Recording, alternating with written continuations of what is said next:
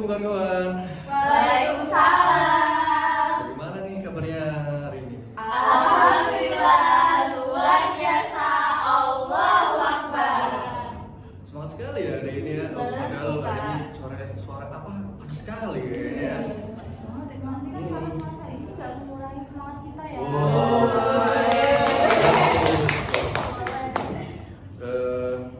Sebelum kita melakukan sesi coaching ini, alangkah terlebih baiknya kita berdoa terlebih dahulu. Berdoa, mulai.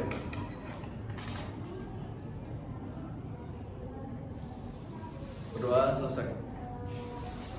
Baik, saya akan mengabsen terlebih dahulu ya. Dinda Aulia, apa sudah hadir? Hadir. Oke, sudah hadir Dinda. Lalu Kesia Mebina. Hadir. Oke, Kesia sudah hadir. Lalu Rehan. Hadir. Rehan juga sudah hadir. Dan Rani. Hadir. Oke, semuanya sudah hadir ya. Ya Kak. Sebelum melanjutkan sesi konseling ini, alangkah lebih baiknya kita perkenalan terlebih dahulu ya.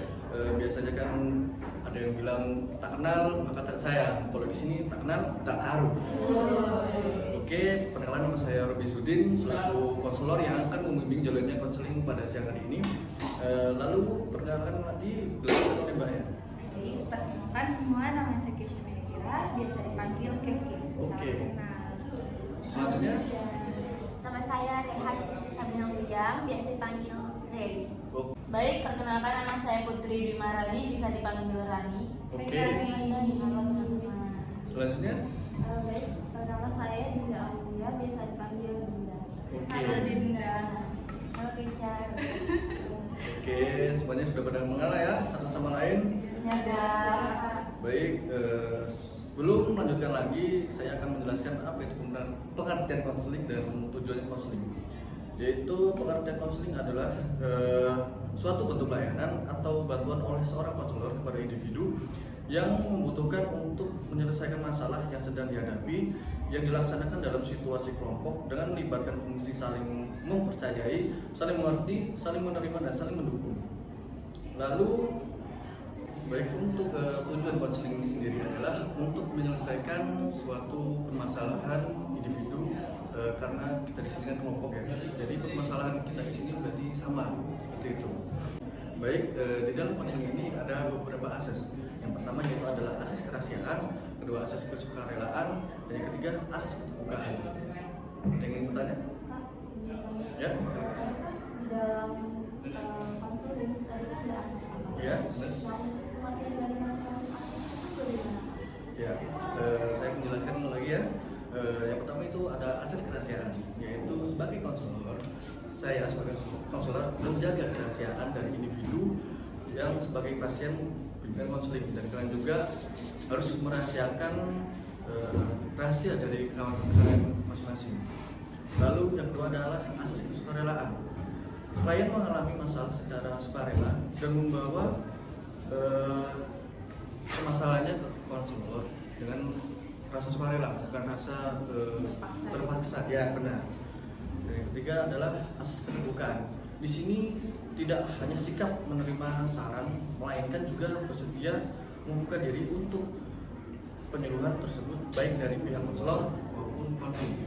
Jadi kita itu harus secara terbuka untuk menceritakan permasalahan yang sedang dialami ya Kak. Ya, benar sekali. Baik, sebelum melanjutkan lagi, kita akan membaca ikrar konseling ya. Baik, Kak. Kalian bisa mengikuti saya. Jangan semua. Saya dengan ini menyatakan bahwa saya sanggup bersedia menerima, menyimpan, memelihara, menjaga, dan merahasiakan segala data atau keterangan lainnya yang saya terima, baik dari diri saya atau dari siapapun juga, yaitu data tidak boleh dan tidak layak diketahui orang lain. Baik, sudah selesai. Baik, selanjutnya saya akan menjelaskan apa itu sesi kelompok atau konseling kelompok. Apakah ada yang pernah dengar apa itu konseling kelompok? Pernah Kak. Oke, saya akan menjelaskan apa itu konseling kelompok. Konseling kelompok adalah suatu bentuk layanan atau bantuan oleh seorang konselor kepada individu yang membutuhkan untuk menyelesaikan masalah yang sedang dihadapi, yang dilaksanakan dengan situasi kelompok dengan melibatkan fungsi saling mempercayai, saling mengerti, saling menerima, dan saling mendukung. Ada yang ingin bertanya? Ya. Untuk langkah-langkah dalam konseling kelompok itu apa aja sih? Apakah ada langkah-langkahnya? Di dalam konseling kelompok ini ada beberapa langkah, yaitu yang pertama adalah tahap pembukaan, lalu ada tahap peralihan, lalu yang ketiga adalah tahap inti, dan yang terakhir tahap penutup. Baik, ada yang bertanya lagi? Kak Robi izin bertanya. Ya, silakan. Jadi fungsi dari konseling kelompok itu apa Kak ya? Baik, fungsi konseling kelompok ini ada beberapa fungsi. Yang pertama adalah fungsi pemahaman, kedua fungsi preventif, yang ketiga fungsi pengembangan, dan yang terakhir adalah fungsi penyembuhan. Jadi ada 4 fungsi Kak ya dari Ya. konseling kelompok ini. Makasih Kak ya. Baik, ada yang bertanya lagi? Sepertinya cukup. Kayaknya masuk, Kak. Oke, cukup. Saya lihat kalian ini udah mulai lemes ya kayaknya ya. Udah ngantuk apa kayak mana, apa lapar, belum makan apa ya? Yes. Lesu sih Kak. Oh, kita ice breaking terlebih dahulu ya, biar semangat lagi lah. Ice breaking seperti ini. Ketika saya bilang buka mulut 1 kali, ha. Lalu buka mulut 2 kali, ha ha. Buka mulut 3 kali, tawa kita, ha ha, gitu ya. Gimana? Oke. Oke. Buka mulut 1 kali, ha. Buka mulut 2 kali, ha ha. Buka mulut 3 kali. Oke, semangat lagi ya.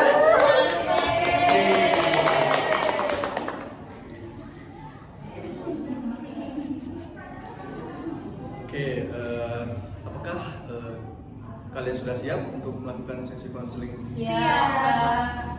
Oke, jika sudah siap, selanjutnya yaitu baik seperti yang saya jelaskan tadi, kita di sini untuk menyelesaikan masalah yang kalian hadapi, yaitu permasalahan hidup konsumtif. Kalian sudah tahu apa itu konsumtif? Baik Kak. Ya, silakan. Jadi menurut saya itu perilaku konsumtif itu perilaku di mana seseorang itu cenderung untuk menghabiskan uang mereka tuh secara berlebihan, terutama pada barang yang menurut mereka tuh nggak penting, tapi mereka tetap menghamburkan uang itu untuk membeli barang yang nggak penting. Oke. Kalau saya sih kayak perilaku konsumtif itu kayak gaya hidup seseorang itu tuh yang senang membelanjakan uangnya tanpa mempertimbangkan terlebih dahulu gitu. Oke. Ada tempat lain? Kalau menurut saya ya Pak, perilaku konsumtif itu tuh suatu perilaku yang menghamburkan uangnya untuk membeli suatu barang yang sebenarnya tuh nggak dibutuhkan gitu sama dia. Oke, sepertinya kalian sudah paham ya tentang perilaku konsumtif seperti itu. Oke, baik, saya akan menambahkan sedikit apa itu perilaku konsumtif.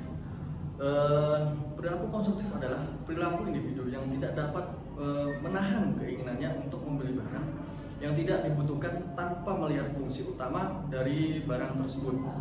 Seperti itu. Baik, sudah dijelaskan seperti tadi ya. Selanjutnya, keluhan apa saja sih yang kalian alami dalam perilaku konsumtif? Bisa dijelaskan untuk Mbak dulu?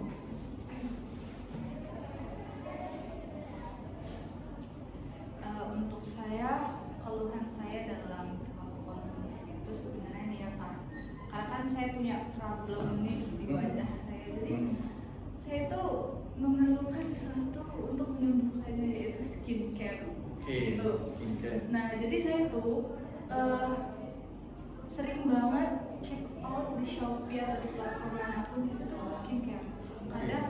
Kadang saya belinya itu paketan, kadang per item. Oke, untuk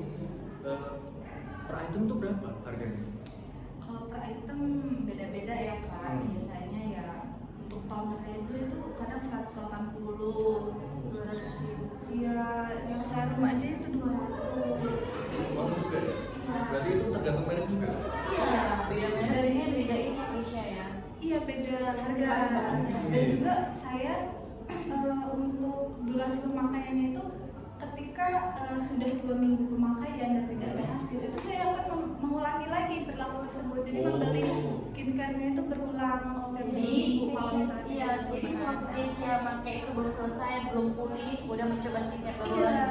Sebenarnya itu nggak baik tau Keisha. Nah, tapi gimana ya, aku tuh pengen banget loh. Tapi aku sebenarnya yang dilakukan Keisha tuh ya ada benar tapi ada salahnya juga. Kayak misalkan dia nyari skincare yang cocok di dia juga kan. Iya.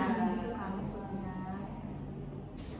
Oke, jadi perilaku konsumtif Keisha ini sering beli skincare ya? Iya. Gonta-ganti skincare untuk mencari yang cocok gitu ya? Iya.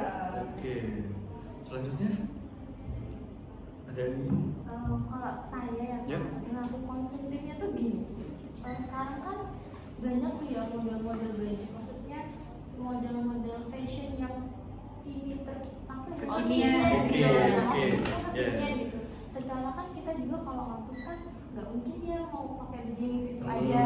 Nah, jadi tuh aku tuh suka check out di shopping, di platform lain, baju-baju yang sebenarnya tuh nggak butuh di aku. Iya. Nah kayak gitu, jadi suka check out baju yang nggak penting. Terus akhirnya nanti kalau misalnya udah check out, Iya. terus aku coba nggak cocok di aku, ya nggak aku pakai. Nah siklusnya tuh ya gitu muter terus kayak gitu. Berarti kamu kayak ada penasaran gitu gak sih? Kayak pengen coba, kayaknya bagus nih, pengen coba gitu, beli kayak gitu, tapi kan nggak cocok kayak gitu. Iya, suka kayak gitu. Kadang kan iseng ya ngeliatnya, ih bagus gitu. Nah, akhirnya dibeli tuh. Tapi kalau misalnya udah nyampe dicoba, nggak cocok, ya nggak dipakai. Ya tapi kadang gitu ya, kalau dipakai orang lain cocok, di kita enggak enggak gitu ya. Tapi kan kita kan juga penasaran nggak sih Iya, mau beli itu gitu bagus kan. nih gitu ya. Jadi kalah. Oke, jadi perilaku konsumtif Dinda ini sering beli baju ya? Iya. Sering beli baju. Oke. Selanjutnya, apa? Mungkin Mbak. Baik, jadi saya tuh tidak bisa menahan hawa nafsu saya untuk membeli makanan-makanan gitu kayak. Jadi sebenarnya itu di kos itu udah ada makanan, udah ada snack-snack yang hari-hari lalu yang sudah saya beli, tapi begitu saya lihat Shopee, Grab itu kalau ada gratis ongkir promo itu kadang saya membeli makanan itu. Oh, oke. Meskipun nanti makanannya cuma dimakan 1 sendok udah tuh nggak dimakan lagi karena saya cuma penasaran gimana sih rasanya gimana sih. Jadi Rani itu beli makanan setiap ada promo gratis ongkir aja atau gimana Ran? Enggak sih, enggak harus ada gratis ongkir. Kadang juga kalau ongkirnya Lagi mahal. mahal juga tetap beli karena penasaran kayak misal wah ada sushi ini meskipun saya nggak terlalu suka sushi, saya tetap membeli karena saya penasaran. Jadi kayak mubazir gitu loh Kak. Padahal di kos masih ada lauk gitu ya. Iya ada. Itu nggak sih Rani suka kayak iseng juga nggak sih kamu kayak gitu kan ada kayak mukbang. Iya, Terus mukbang. iya nggak sih kayak gitu itu juga mempengaruhi nggak sih buat beli makanan itu gitu. Sebenarnya sangat mempengaruhi karena kayak muncul di FYP TikTok Iya. gitu kayak makan ini makan itu Iya, gitu. iya. Iya, cuman ya itu tadi boros banget kalau buat beli makanan makanya badan saya Oke, jadi perilaku konsumtif Rani ini adalah tentang makanan ya? Iya. Terus makanan. Oke, Mbaknya selanjutnya. Perilaku konsumtif saya tuh sering banget beli kuota. Beli kuota? Iya. Oh iya. Jadi saya suka banget maraton drakor. Jadi Oh, suka iya. banget nonton drakor. Drakor. Ya. Opa-opa ya? Opa. Jadi yang Bencana ya. ya. Bencana. Bencana. Jadi yang seharusnya kuota itu cukup buat 1 bulan. Iya. Jadi cuma cukup buat ya 3 hari, 5 hari itu udah habis. Untuk 1 bulan itu berapa giga? Ya bisa waktu itu pernah 10 giga. Wow. Bisa habis dalam seminggu. Iya. Karena emang tiap malam nontonin aja gitu. Jadi di rumah itu nggak ada wifi gitu nggak tersedia. Nah itu di rumah tuh gak ada wifi, jadi boros banget buat di kuota. Ya, seharusnya itu uangnya dikumpulin buat masang wifi gitu ya biar dia agak hemat pengeluaran hari-harinya itu. Kalau untuk 10 giga tuh pengeluarannya tuh berapa? Cukup ya 50.000, 60.000. Wow, Lumayan kan? Gede juga ya. boros Ini banget pakai boros. kuota apa? Kebetulan pakai kuota Telkomsel, nah itu mahal iya, kan? mahal. Iya. Tapi sebenarnya sesuai juga sih, kan kecepatannya juga. Kadang kan kalau mau nonton Iya. terus Buffering sinyalnya, ya, iya. gitu kan suka kesel juga ya. Tapi kadang itu sesuai tempat sih. Kadang kalau tempatnya misalnya tempatnya Rehan ini nggak mendukung untuk koneksi sinyal Telkomsel itu kadang juga nggak ini dia. Tapi kalau untuk nonton video itu di download itu sama aja Pak? Oh iya, kan Kayak nonton drama nggak harus streaming Iya. ya. Gitu. Ya kadang kan juga di download. Kan download kan juga kuotanya gede ya. gede banget. Gede ya. Iya, karena kan iya juga ya kan drama itu kan berepisode Iya. juga ya. 16 episode. Wow, gede juga ya. Iya. Oke, jadi perilaku konsumtif dari Mbak Rey ini adalah boros kuota. Oke. Baik, di sini saya mempunyai kertas untuk kalian tulis skala prioritas kalian. Skala prioritas itu apa sih Kak? Baik, skala prioritas itu adalah mendahulukan kebutuhan yang kalian butuhkan. Itu berupa daftar atau Daftar, Oh. daftar. Ini kalian isi satu.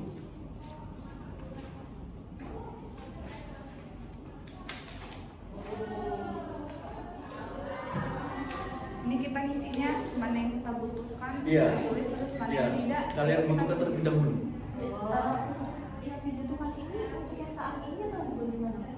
Untuk saat ini dan kedepannya seperti itu. Nanti mana? Penuhan.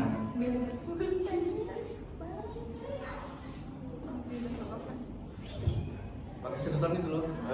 Apa aktingnya? Jadi di kertas itu kalian tulis daftar skala prioritas yang kalian butuhkan untuk kebutuhan kalian untuk sekarang. Kita jangan dari pulpennya. Itu apa? Enggak, aku bisa baca.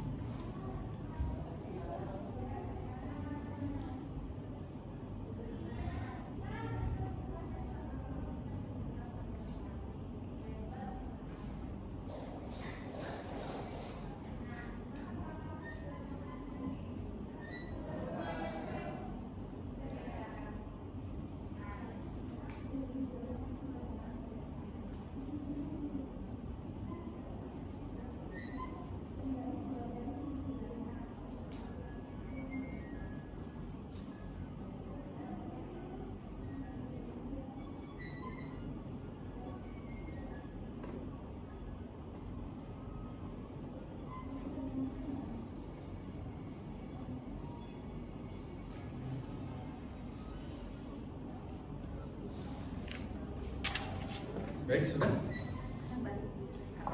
Oke.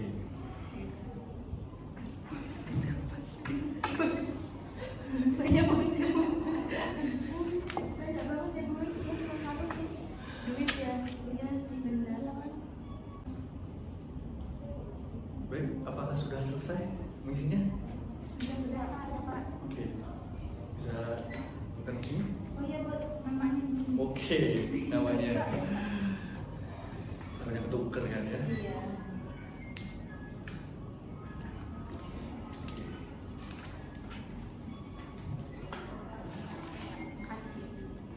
Wah, punya Rehan ini kayaknya singkat sekali ya. Ya, cuma butuh gitu. Iya, benar. Iya, benar.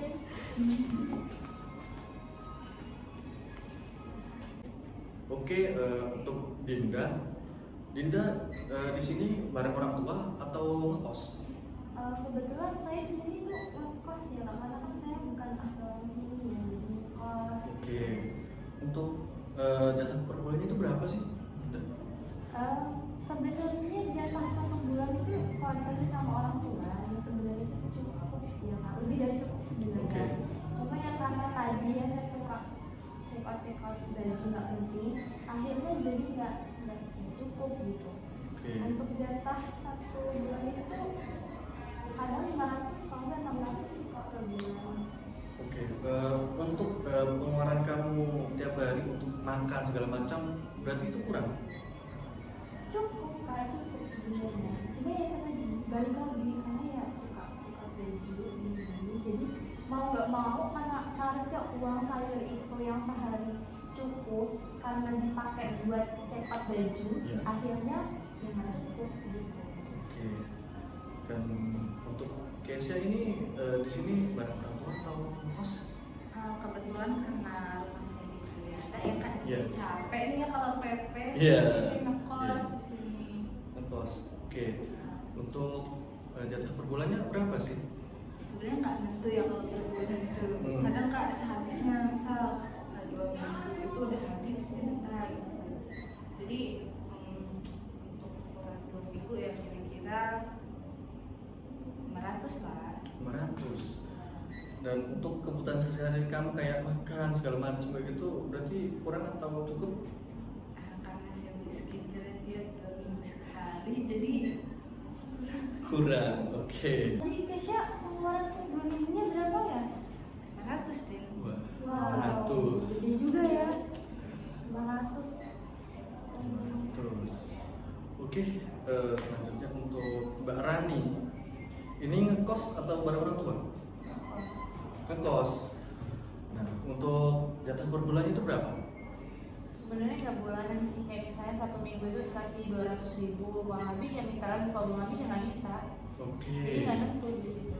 Dan untuk kebutuhan sehari-hari itu kayak seperti makan dan segala macam itu kurang atau cukup? Sebenarnya sih cukup kalau saya nggak check out makanan-makanan di GoFood gitu. Oke.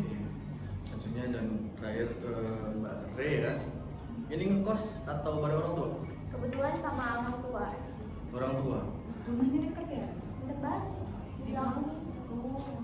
Nah, untuk jatah tiap hari kayak uang jajan di kuliah kayak gitu berapa?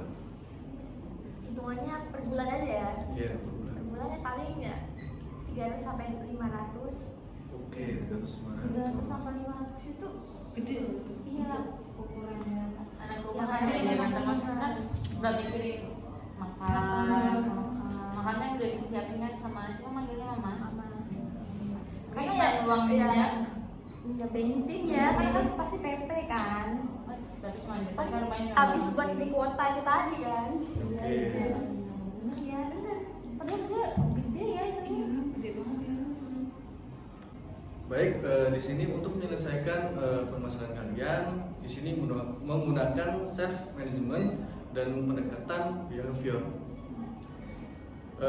Self management itu adalah melibatkan pemahaman diri, penguatan yang positif, kontrak atau perjanjian dengan diri sendiri, dan penguasaan terhadap rangsangan. Bagaimana, Pak? Jadi apa tadi teknik self management itu adalah teknik yang intinya adalah kita sendiri yang kontrol Iya, diri kita sendiri. betul, gitu ya, Pak. betul. Baik, setelah saya mengevaluasi skala prioritas kalian, saya akan memberikan PR bagi kalian. Ini kita catat aja kak PR. Oke. Iya, nanti kamu foto aja ya, Rik. Saya minta ya nanti. Ini tuh udah dicatat. PR yang saya berikan kepada kalian yaitu mengamati dan mencatat riwayat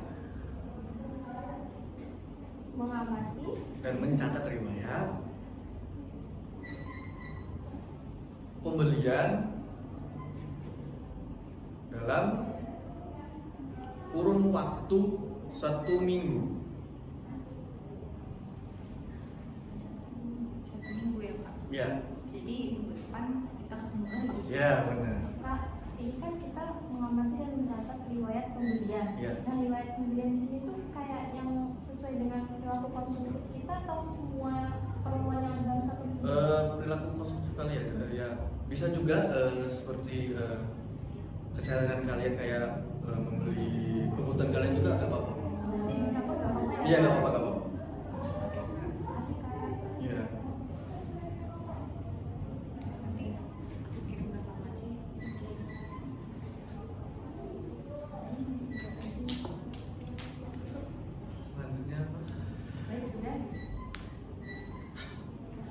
Baik, apakah sudah? Sudah Kak.